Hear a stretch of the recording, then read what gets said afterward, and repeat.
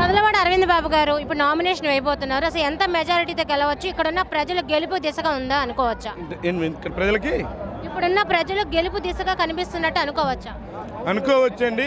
ఇక్కడికి వచ్చిన ఈ ప్రజల యొక్క ప్రపంచాన్ని చూస్తేనే తెలుస్తుంది. రేపు రాబోయే రోజుల్లో చదలవాడ అరవింద్ బాబు గారు గతంలో ఎంత మెజార్టీతో అయితే ఓడిపోయారో అదే మెజార్టీతో ఇవాళ గెలవబోతున్నారు. ఈ గోపిరెడ్డి శ్రీనివాస్ రెడ్డిని హ్యాట్రిక్ విజయం అనుకున్న ఈ గోపిరెడ్డి శ్రీనివాస్ రెడ్డి డక్అవుట్ చేయబోతున్నాడు ప్రజాక్షేత్రంలో. చదలవాడ అరవింద్ బాబు గారి కోసం ఈరోజు ఈ నస్రాపేట ఏ వీధిలో చూసినా, ఏ కోడిలో చూసినా, ఏ సెంటర్లో చూసినా జనసమూహాన్ని తెలియజేస్తుంది. రాబోయే 2024 ఎలక్షన్లో చదలవాడ అరవింద్ బాబు గారు 30,000 పైగా మేటితో గెలవబోతున్నాడని తెలియజేస్తున్నాం.